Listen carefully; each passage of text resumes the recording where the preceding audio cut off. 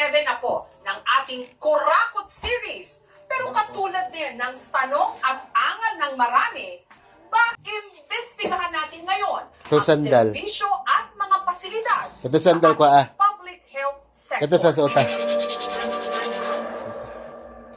Hindi. Kung ang Pilipinas ay Wow. isang pasyente, anong klaseng pasyente kaya tayo?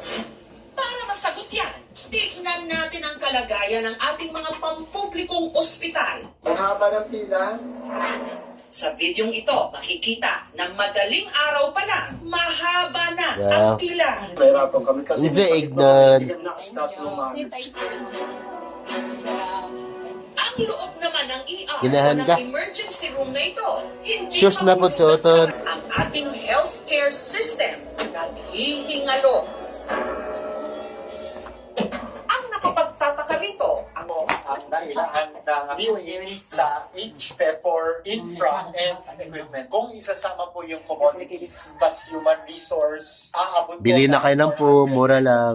katunayan, ang ating gobyerno nagtayo ng daan-daang tinatawag na super health centers daw itong mga nakaraang taon.